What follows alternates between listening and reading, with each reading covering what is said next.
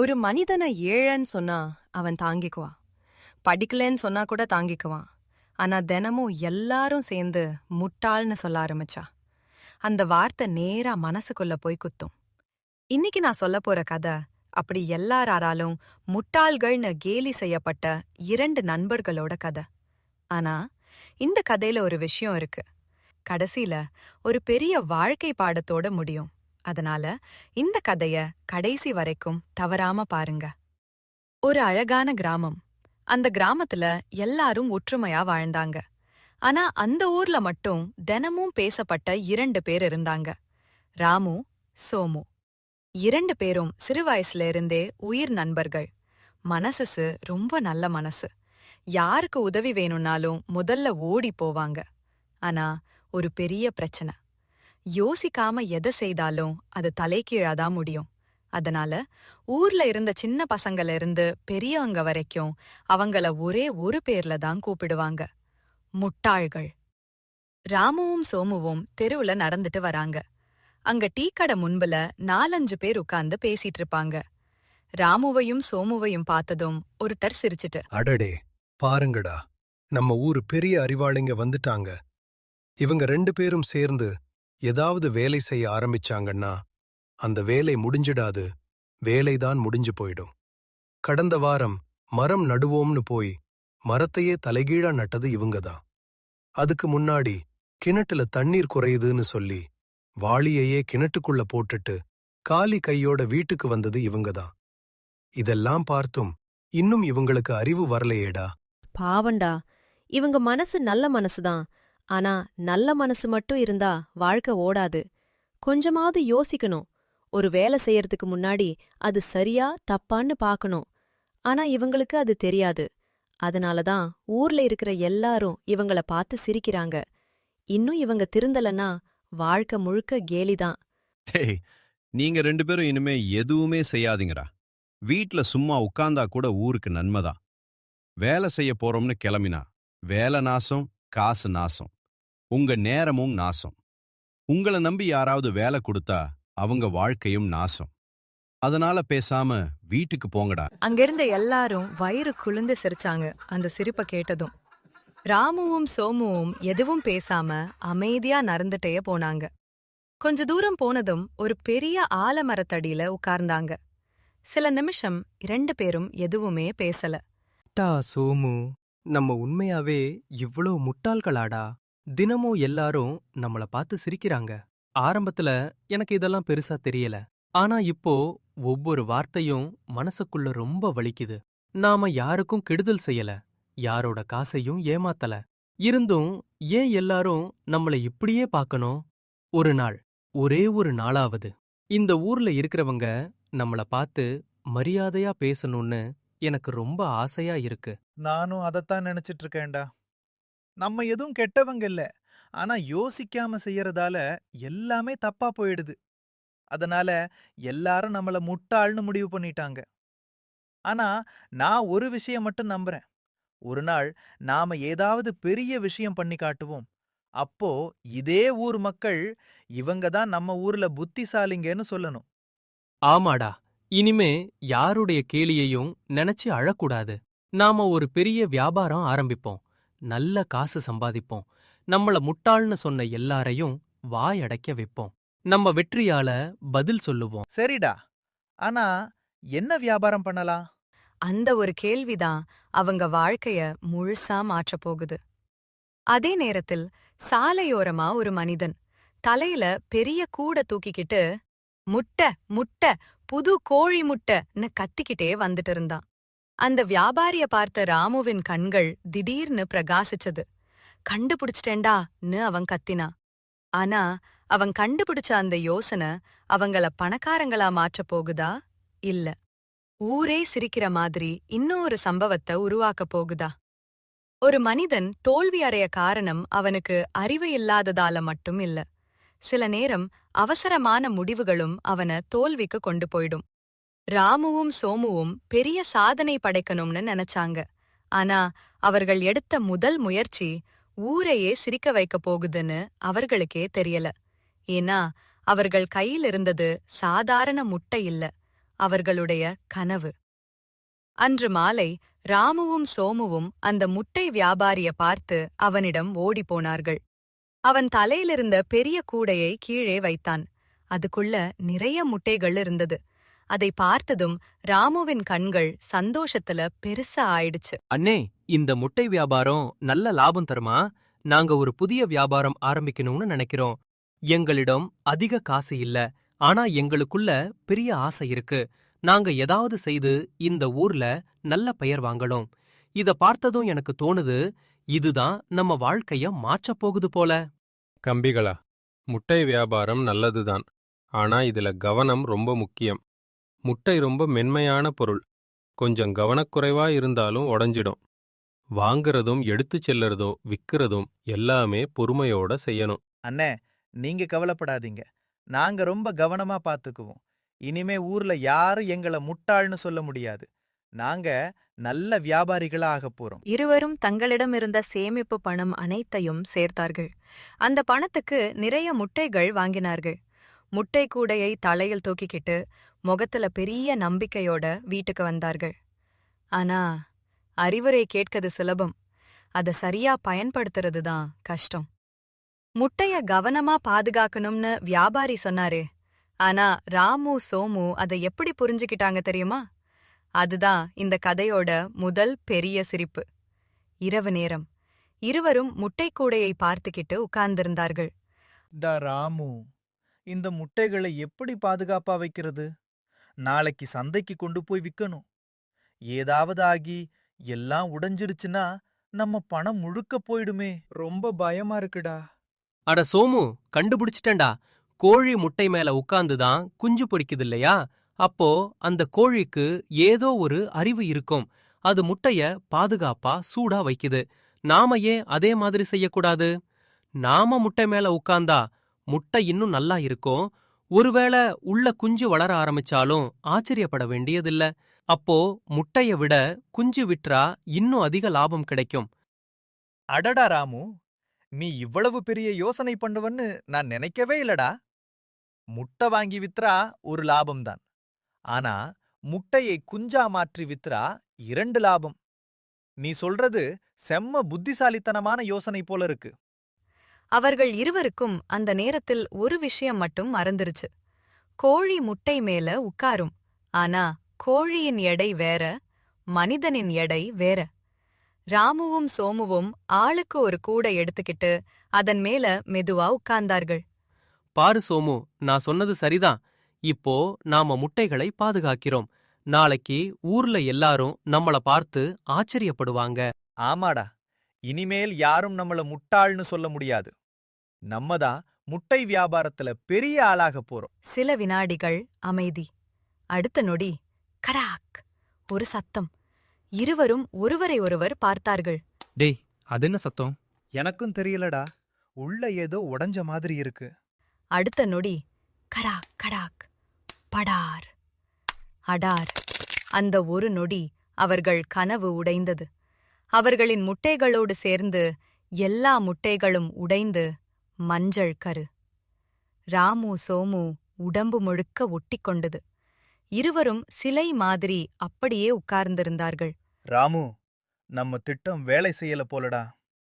இல்லடா, ஏதோ சின்ன பிரச்சனை. கோழி உட்காரும்போது முட்டை உடையாது. நாம ஏதாவது தப்பா பண்ணிருக்கணும். அந்த சத்தம் கேட்டு அருகிலிருந்த ஊர்க்காரர்கள் ஓடி வந்தார்கள். அவர்கள் ராமுவையும் சோமுவையும் பார்த்ததும் ஒரு நிமிஷம் அமைதியா இருந்தாங்க. பிறகு, அடப்பாவிகளா, இது என்ன புதுசா ஒரு வியாபாரமா? முட்டையை விக்கிறதுக்கு பதிலா முட்டை மேல உட்கார்ந்து உடைக்கிறீங்களா? நாங்க உங்கள முட்டாள்னு சொன்னது உண்மைதான் போல இருக்கு. இப்படி ஒரு யோசனை இந்த உலகத்துல வேற யாருக்கும் வராது. கோழியை பார்த்து மனிதன் கற்றுக்க வேண்டிய விஷயத்த கூட தப்பா புரிஞ்சுகிட்டீங்களே. பாவம் பசங்க, நல்லது செய்யணும்னு தான் நினைக்கிறாங்க. ஆனா யோசிக்காம செய்வதால தான் இப்படி ஆகுது. ஒரு வேலை செய்யறதுக்கு முன்னாடி கொஞ்சம் தெரிஞ்சவங்க கிட்ட கேட்டிருந்தா இந்த நஷ்டம் வந்திருக்காது.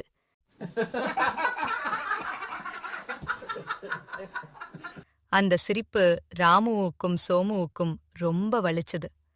ஆனா அவர்கள் தோல்வியை ஏற்றுக்கொள்ளவில்லை. இன்னொரு முறை முயற்சி பண்ணலாம் என்று முடிவு செய்தார்கள். ஆனா அடுத்த முயற்சியில் அவர்கள் செய்யப் போகும் தவறு இதைவிட பெரிய அதிர்ச்சியை கொடுக்கப் போகுது. தோல்வி வந்ததும் சில பேர் முயற்சிய நிறுத்திடுவாங்க. ஆனா சில பேர் அந்த தோல்வியில இருந்து பாடம் கத்துக்கிட்டு வெற்றிய நோக்கி போவாங்க. ராமுவும் சோமுவும் முதல் முயற்சிய முட்டைகளை உடைச்சிட்டாங்க. ஊர் மக்கள் சிரிச்சாங்க. அவங்களோட நம்பிக்கை கூட உடைஞ்ச மாதிரி இருந்தது. ஆனா அவங்க மனசுல ஒரு விஷயம் மட்டும் இருந்தது.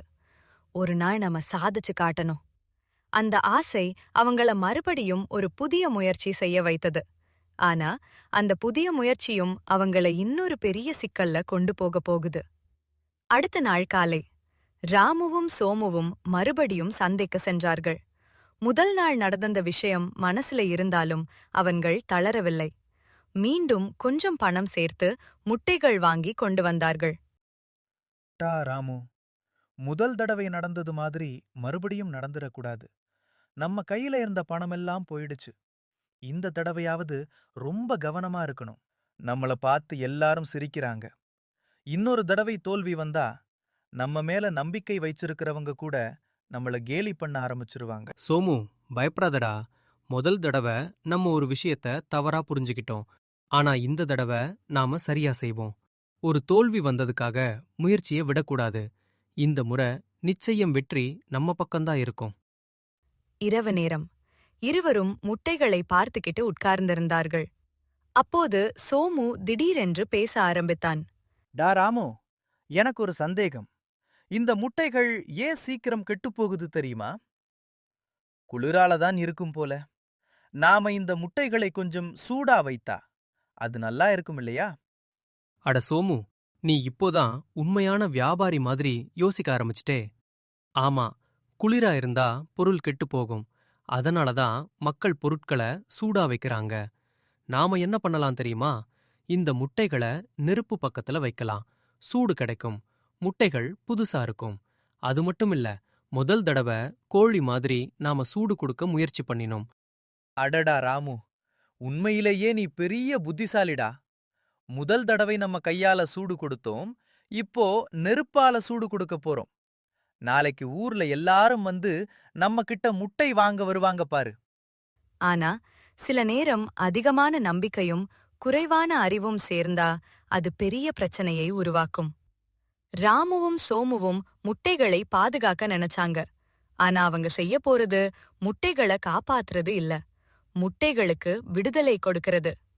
இருவரும் பெரிய நெருப்பு மூட்டினார்கள். அதன் பக்கத்தில் முட்டை கூடைகளை அடுக்கி வைத்தார்கள். பாரு சோமு, இப்போ நம்ம முட்டைகள் ரொம்ப பாதுகாப்பா இருக்கு. நாளைக்கு சந்தைக்கு கொண்டு போனா எல்லாரும் ஆச்சரியப்படுவாங்க. ஆமாடா, இனிமேல் யாரும் நம்மள முட்டாள்னு சொல்ல முடியாது. சில நிமிடங்கள் கழித்து பட் ஒரு சத்தம். டேய், அது என்ன சத்தம்? அது பரவாயில்லடா, முட்டை சூடு வாங்குற சத்தமா இருக்கும்.